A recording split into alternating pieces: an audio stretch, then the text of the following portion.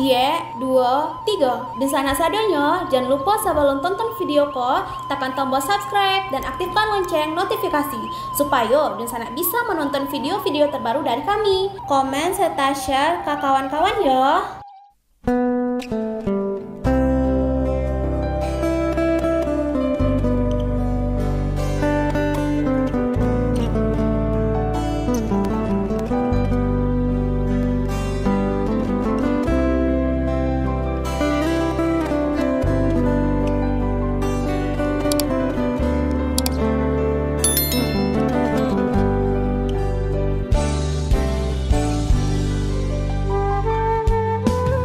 Halo Dunsana, kabar rantau kali ini kita akan membahas tentang menjaga kilau perak khas Koto Gadang.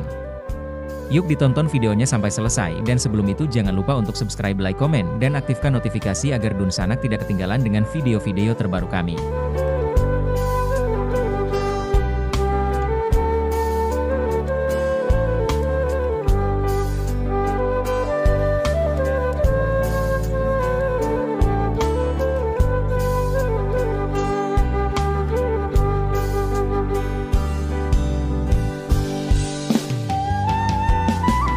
Berbicara mengenai perak, mungkin Kota Gede Yogyakarta atau Desa Celuk Bali langsung terlintas di benak setiap orang. Wajar saja karena kerajinan perak asal daerah tersebut telah ditetapkan sebagai warisan tak benda. Namun, masih ada daerah yang terkenal dengan sentra kerajinan perak, yakni Nagari Koto Gadang, Kabupaten Agam, Sumatera Barat. Berjarak sekitar 6 km dari pusat kota Bukit Tinggi, masyarakat di desa ini telah mulai membuat aneka kerajinan perak sejak zaman pendudukan Belanda. Di tahun 2000-an geliat sentra aneka kerajinan perak di Koto Gadang masih sangat terasa. Hampir setiap rumah menggantungkan nasib pada olahan hasil tambang tersebut. Bagaimana tidak, Kota Bukit Tinggi merupakan kota wisata andalan Sumatera Barat. Setiap libur panjang, kota tersebut seakan penuh sesak karena dikunjungi oleh berbagai wisatawan lokal hingga mancanegara. Tak jarang, wisatawan sengaja berkunjung ke Koto Gadang untuk mencari souvenir yang tentunya memiliki desain khas Minangkabau. Namun perlahan jumlah perajin dan pengusaha kerajinan perak di sentra perak itu mulai berkurang. Kini hanya ada sekitar 25 perajin dan pengusaha yang tersisa. Satu dari sedikit pengusaha itu adalah Fitri Haryanti, yang mendirikan usaha kerajinan aksesori perak yang diberi nama Sulaman dan Silver Cici sejak 2003. Tergiur akan omzet dari penjualan kerajinan perak, ibu dari 3 anak itu pun memberanikan diri untuk berhenti dari pekerjaannya sebagai pegawai pemerintahan agar bisa fokus merintis bisnis. Selain itu, melestarikan budaya yang sudah ada sejak beratus abad lalu itu turut menjadi alasan Fitri mendirikan usahanya. Jadi kita sebagai penerus dari zaman dulu berpikir bagaimana agar kerajinan perak di Koto Gadang tidak punah.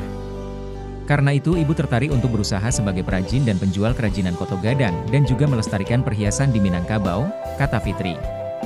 Ia pun mempelajari ilmu bisnis dari pamannya yang berjualan emas. Sedangkan untuk mengolah perak menjadi aneka kerajinan dan aksesori, suaminya bernama M. Iskandar lah yang menjadi perajin. Iskandar belajar ilmu-ilmu dasar dari kakaknya, kemudian dia terus mengasah ilmunya secara otodidak seiring berjalannya waktu. Meski jenis aksesori yang dijual Iskandar tidak banyak seperti gelang dan kalung, namun variasinya sangat beragam. Mulai dari aksesori untuk pemakaian sehari-hari dengan waktu pengerjaan paling cepat 1 hari, hingga aksesori yang kerap digunakan pada acara adat seperti pernikahan yang memakan waktu pengerjaan hingga 15 hari. Untuk menyiasati permintaan pasar dengan harga yang lebih terjangkau, beberapa aksesori buatan Iskandar berasal dari perunggu yang kemudian dilapisi perak atau emas. Harga yang dipatok pun bervariatif mulai dari ratusan ribu hingga belasan juta. Karya buatan pria usia 55 tahun itu pun mendapat pengakuan dari masyarakat dan pemerintah setempat. Tak jarang ia mendapat permintaan khusus untuk membuat aneka miniatur. Terkadang bangunannya sudah tidak ada, hanya ada foto saja. Saya harus mempelajari dulu bentuk dari bangunan tersebut atau meminta mereka menyampaikan cerita di balik benda tersebut agar bisa memahami filosofinya dan membuat bangunan sesuai gambaran itu, ungkap Iskandar. Salah satu ajang promosi yang tepat bagi pengusaha wastra adalah pameran, dan Fitri bisa dibilang sebagai pengusaha UMKM yang tak takut mengambil risiko demi memperluas usahanya. Di saat awal-awal merintis bisnis, ia dan suaminya memberanikan untuk ikut pameran di Surabaya menggunakan uang dari kantong pribadi.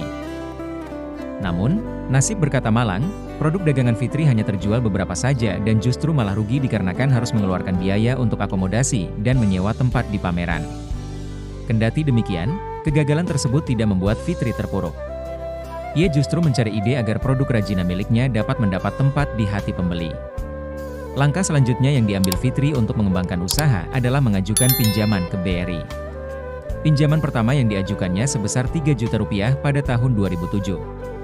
Kemudian pada tahun 2008 ia mengambil inisiatif untuk mengangkat motif khas dari daerah lain di Sumatera Barat, agar variasi aksesori buatan suaminya itu menjadi lebih beragam.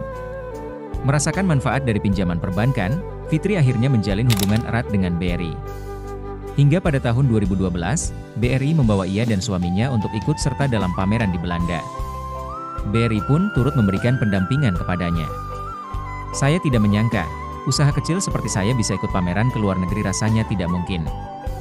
Dari sekian banyak usaha seperti saya dan sudah berupa PT, saya yang terpilih ke Belanda, kenangnya. Tak hanya dari BRI, Sulaman dan Silver Cici juga mendapat pendampingan dari Dewan Kerajinan Nasional Daerah, Dekranasda. Pendampingan tersebut juga berbuah manis. Di tahun yang sama dengan pameran di Beijing, ia juga mengikuti pameran di Guangzhou, Cina. Kemudian pada 2017, ia kembali terbang ke belahan dunia lain untuk mengikuti pameran di Inggris.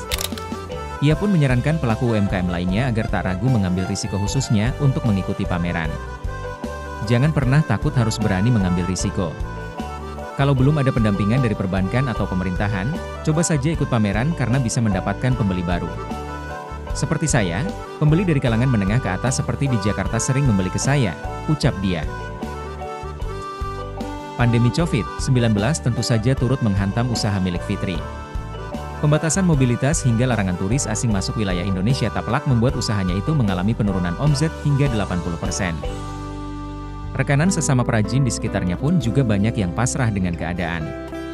Sebagian besar perajin dan pengusaha yang jumlahnya hanya tersisa sekitar 25 orang itu pun beralih ke usaha lain seperti bertani. Kalau sampai tutup tidak, tapi mereka beralih ke bertani tetapi mereka bisa balik lagi kalau banyak pesanan, tutur Fitri. Total data perajin ada 25 orang dan kini beralih profesi menjadi petani agar bisa bertahan tapi mereka bisa balik lagi kalau ada banyak pesanan, dan selama pandemi ini juga pemerintah tidak tinggal diam, pemerintah membantu melalui berbagai program bantuan. Kendati demikian, ia tidak mau menyerah begitu saja. Ia yakin, aksesori yang mengangkat budaya khas setempat apalagi dikerjakan secara handmade akan selalu memiliki target pasarnya sendiri. Salah satu alasan tertarik untuk mengembangkan usaha ini karena dikerjakan secara manual bukan tenaga mesin. Dengan handmade ini, diyakin usaha ini akan bertahan meski ada teknologi terbaru. Bangkit lewat Gernas BBI. Program pemerintah untuk memberdayakan UMKM melalui Gerakan Nasional Bangga Buatan Indonesia kembali berlanjut di 2022. Gelaran di Sumatera Barat kali ini berbeda dibandingkan pelaksanaan sebelumnya karena diselenggarakan selama 3 bulan di 3 tempat berbeda, yakni pembukaan dan peresmian di Kota Bukitting pada April 2022, kemudian berlanjut di Payakumbuh di Mei 2022 serta penutupan di Kota Padang pada Juni. Fitri kembali bersyukur karena dari 300 lebih UMKM terpilih, usaha rumahan miliknya itu berhasil lolos seleksi menjadi 45 UMKM terkurasi lewat BRI. Ia berharap UMKM di Sumatera Barat bisa kembali bangkit seperti sebelum pandemi.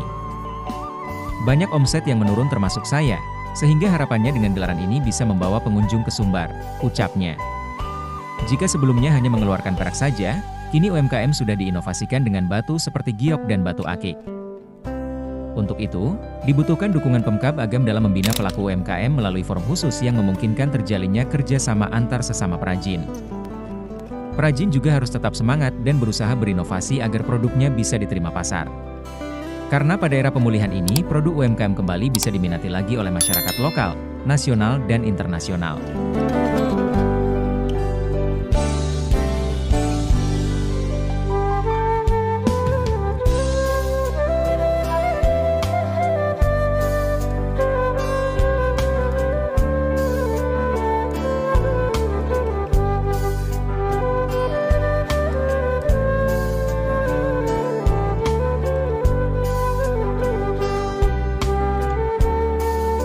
Sekian mungkin sedikit cerita tentang menjaga kilau perak khas Koto Gadang. Semoga bisa menambah pengalaman dan ilmu teman-teman. Sampai bertemu lagi di video-video kami selanjutnya.